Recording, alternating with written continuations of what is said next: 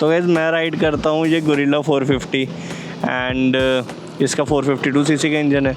और वहीं एक बाइक आती है KTM 390 जिसका 399 सीसी का इंजन है। तो टेक्निकली देखा जाए तो मेरी बाइक उससे फास्ट होनी चाहिए, है ना, लेकिन ये गलत है। एंड KTM 390 इस बाइक को बीट कर सकते हैं इन टर्म्स ऑफ स्पीड, लेकिन ये कैसे पॉसिबल है, मेरी बाइक का सीसी तो ज़्यादा है। तो इसी बारे में हम इस वीडियो में बात करेंगे। वीडियो को अंत तक ज़रूर देखना, बहुत इन्फॉर्मेटिव वीडियो है। और ऐसे ही वीडियो के लिए लाइक, सब्सक्राइब और कमेंट ज़रूर करना। हर कमेंट का रिप्लाई करूँगा मैं।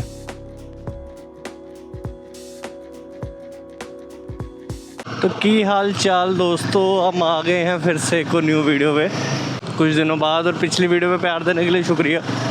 तो अक्सर क्या होता है कि मुझे ना DMs आते हैं या मुझे मेरे दोस्त पूछते हैं या कोई भी अगर पूछता है। बेसिक तो आपको पता ही है, जो एक पता नहीं क्यों बट एक लड़ाई चल रही है रॉयल एनफील्ड वर्सेस KTM में।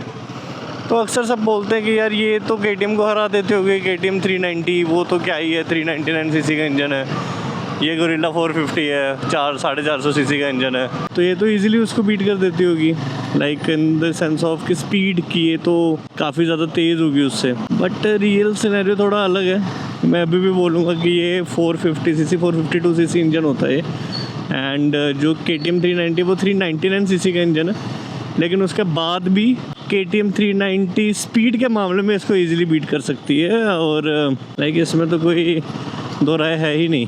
और अब आप पूछोगे कि यार ये कैसे हो सकता है, 390 सीसी का इंजन है, ये 450 सीसी का इंजन है। तो मैं बता दूं कि सीसी का इससे कोई लेना देना नहीं है, डायरेक्ट कोई है ही नहीं कुछ कि आपकी बाइक ज़्यादा तेज़ होगी या धीरे होगी, सीसी को उससे कुछ लेना देना नहीं है। साधारण सी भाषा में, बिल्कुल सिंपल लैंग्वेज में मैं आपको बताऊँगा कि सीसी से क्या होता है। और इन सब का रीज़न मैं आपको बिल्कुल ऐसे ना सिंपल सी लैंग्वेज में आपको बताऊँगा, जितना सिंपल हो सकता है मेरे से मैं वैसे समझाऊँगा। सो बेसिकली सीसी का मतलब है कि आपका इंजन बड़ा कितना है, आपके इंजन के अंदर स्पेस कितना है।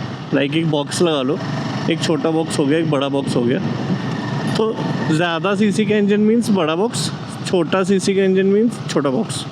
और इसका स्पीड से कुछ लेना देना नहीं है, स्पीड से इसका कोई डायरेक्ट रिलेशन है ही नहीं।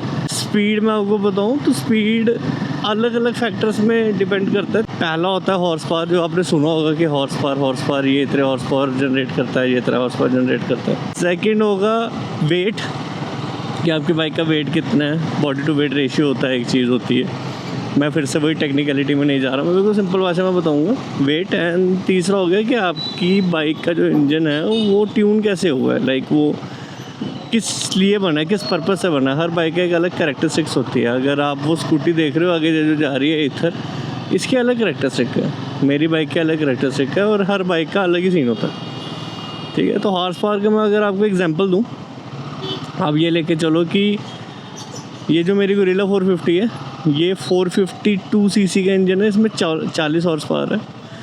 एंड जो KTM 390 है वो इससे कम सीसी का इंजन है, 399 सीसी इंजन, लेकिन वो 45 हॉर्स पावर जनरेट करता है ना। हैरानी हुई कि कम सीसी का इंजन और हॉर्स पावर ज़्यादा, पॉसिबल है भाई।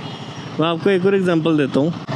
आपने निंजा 300 का नाम सुना होगा, लाइक वो कावासाकी की एक बाइक है जो सबसे सस्ती सेगमेंट में मिलती है, वो 300 सीसी की। उसका 300 सीसी का इंजन है, वो भी 39 हॉर्स पावर प्रोड्यूस करता है। ये 450 सीसी का इंजन है, ये भी 40 हॉर्स पावर प्रोड्यूस करता है। ऑलमोस्ट सेम है, एक ही हॉर्स पावर का डिफरेंस है। तो ये सब पॉसिबल है। सीसी का हॉर्स पावर से, स्पीड से कोई लेना देना नहीं है। हर एक बाइक एक अलग पर्पज़ से बनी होती है। तो छोटे सीसी के इंजन भी बड़ी हॉर्स पावर प्रोड्यूस कर सकते हैं, एक तो उस चीज़ पर फ़र्क पड़ता है। अब इसको भी अगर आपको समझ नहीं आ रहा है, मैं आपको और एक मतलब आप सोच में पड़ जाओगे। एक F1 रेस की जो कार होती है, ठीक है, वो 1600 सीसी की होगी, और वहीं अगर आपको फॉर्च्यूनर वगैरह या ये वाली गाड़ी देखते हो, ये 2500-3000 सीसी की होती हैं ऑलमोस्ट। जो 1600 सीसी वाला इंजन है, अब जो F1 कार है वो 1600 सीसी होकर 3000 हॉर्स पावर से ज़्यादा जनरेट करती है, 3000 प्लस होता है उसका। लेकिन जो फॉर्च्यूनर है वो कितना 2800-3000 सीसी होकर 1500-1600 हॉर्स पावर प्रोड्यूस करती है। तो बताओ, सीसी का उससे कोई लेना देना नहीं है। हॉर्स पावर डिसाइड करता है कि आपकी बाइक कितनी तेज़ चलेगी, और वहीं सीसी डिसाइड करता है कि कितनी स्मूथ आपकी बाइक चल रही है।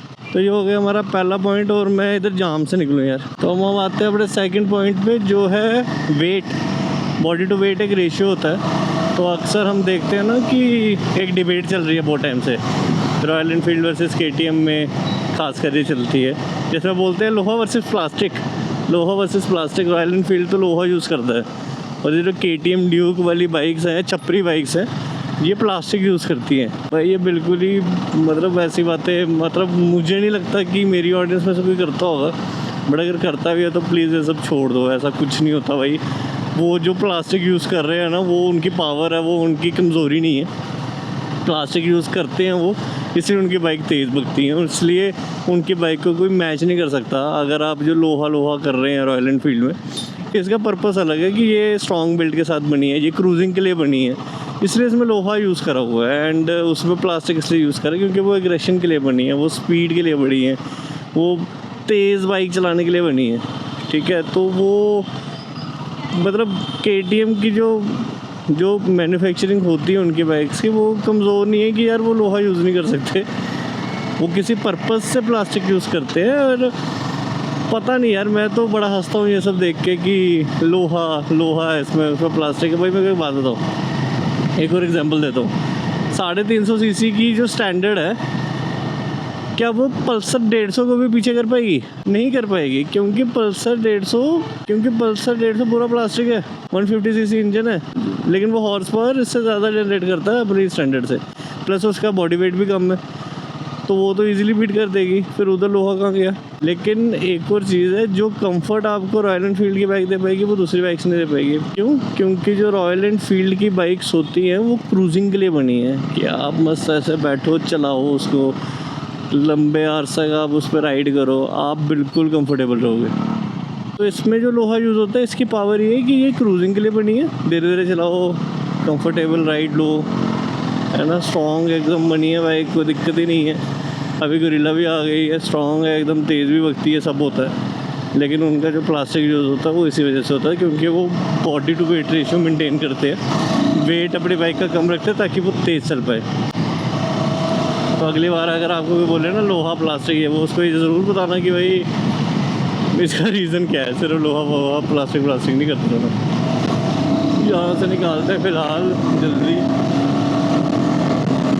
काफ़ी देर बाद खाली रोड मिला है। मैं जिस टाइम पे नहीं तो ऑफिस जाता हूँ, ये रोड भरा होता है, यहाँ पर तो मैं चला ही नहीं पाता, नहीं तो बाइक। बस इतना ही था यार, इधर तो स्पीड ब्रेकर आ जाता है फिर।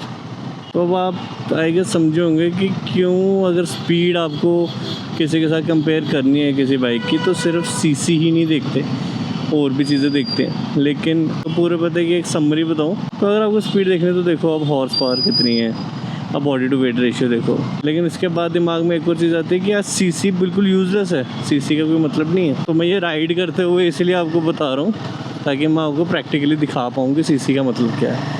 अभी आपने देखा कि मैं कैसे ट्रैफिक में निकल रहा हूँ, देखो एकदम से मैंने स्पीड पकड़ ली। तो एक अच्छी सीसी, एक बड़ी सीसी की बाइक हेल्प करती है आपके बाइक में जान डालने के लिए। कहते हैं ना कि यार वो तो 600 सीसी है, वो तो 800 सीसी है, तो 450 सीसी है, इनमें तो दम वाली बाइक्स हैं, 350 सीसी स्टैंडर्ड दम वाली बाइक्स। तो ये दम देने के लिए है, अगर मैं आपको सिंपल भाषा में बताऊँ, टॉर्क के लिए है ये बाइक। तो फॉर एग्ज़ाम्पल जैसे ट्रैफिक में होता है, मुझे बार बार रुकना पड़ता है ना। मेरे को हाईवे पे अगर जाना है तो मेरे को एकदम लाइक चढ़ाई आएंगे, मोड़ आएंगे, सब कुछ आएंगे, वहाँ पे मेरे को ब्रेक्स मारनी पड़ती हैं, स्पीड करनी पड़ती है। तो सीसी, बड़ी सीसी की बाइक आपकी हेल्प करती हैं आपको अच्छी पावर देने में। अब यहाँ से जैसे मैं निकालूँगा, मैं कहीं भी बाइक रोकूँ, ठीक है, एकदम से ग्रीन हो जाए, कहीं से भी मैं ऐसे बाइक चला लूँ, तो अगर आप एक बड़ी सी बाइक चलाओगे तो आप समझोगे कि कैसे, जैसे मैं ज़ीरो से ऐसे एकदम से चलता हूँ, 20-21 हो गया ना एकदम से, कैसे हम ज़ीरो स्पीड से जब हम आगे बढ़ते हैं तो एक पावर फील होती है। वो राइडर ही समझ पाएगा एक कि वो एक पावर फील होती है कि जब आप ज़ीरो से उसको स्पीड बढ़ाते हो और वो पावर आपको कितनी मिल रही है। अब कुछ बाइक्स ऐसी होंगी तो 0 से 50 पहुँचने में लगाएंगी 10 सेकंड, कुछ बाइक ऐसी होंगी जो 0 से 50 पहुँचेंगी 3 सेकंड में, तो वो पावर आपको फील होगी। अगर मैं समरी में बताऊँ, अगर आपको तेज़ बाइक चलानी है, आपका मेन मोटिव यही है कि भाई मेरे को तो फास्ट बाइक चाहिए एकदम, तो आप ध्यान दो कि उस बाइक का हॉर्स पावर कितना है, उस बाइक का बॉडी टू वेट रेशियो कितना है। लेकिन अगर आपको चाहिए कि मेरे को तो एक दमदार बाइक चाहिए, मेरे को ट्रैफिक में से निकालना होता, मुझे थोड़ी वैसी जगहों पे जाना है, पत्थर वगैरह बहुत हैं, चढ़ाई बहुत है, मेरे को वैसी जगहें करनी है, मुझे कंफर्टेबिलिटी चाहिए, मुझे ऐसा नहीं फील हो कभी कि यार मेरी बाइक तो वीक है, या 2 बंदे बिठाकर ऐसे मेरे को लगता है कि काफ़ी ऐसे मेरे को ऐसे स्लगिश सी फील आती है। तो फिर आप जाओ अच्छे सीसी के बाइक के साथ। अब मेरे को तो ये फ़ायदा होता है कि मैं ट्रैफिक वगैरह में कहीं भी मेरे को कोई दिक्कत नहीं होती 450 सीसी में, लेकिन वहीं अगर मैं 200 सीसी या उससे कम सीसी वाली बाइक देखूँ तो ट्रैफिक में उन्हें दिक्कत होती है। 0 से फिर से लाइक ऐसे रुक गई है बाइक और चलानी है और वो पावर फील नहीं हो रही है, तो उनको वो चीज़ कॉम्प्रोमाइज़ करनी पड़ती है। तो ऐसे ही होता है यार, हर एक चीज़, हर एक कंपोनेंट देखना पड़ता है और फिर देखना होता है कि यार आपके लिए परफेक्ट फ़िट कौन सी है। तो अगली बार अगर आपको कोई बोलता है कि तेरी तो 200 सीसी की बाइक है, तेरी तो 400 सीसी की बाइक है और मेरी 600 की है, मेरी 800 की है, ईज़िली तक हरा दूँगा, तो उसके मुंह पे फेंक के मारना ये वाली वीडियो और बताना कि भाई सीसी से इस वीडियो को लेना देना नहीं है, काम कर अपना जाके। जितने लोग ये वीडियो देख रहे हैं मुझे सच से बताना कि किस किस लोगों को ये बातें पता थी जो मैंने आज वीडियो में बताई है। और वीडियो को लाइक करो, कमेंट करो यार, कोई भी क्वेश्चन होता तो मैं हर कमेंट का रिप्लाई करूँगा। थैंक यू सो मच, मिलते हैं आपसे अगली वीडियो पर, तब तक के लिए बाय बाय।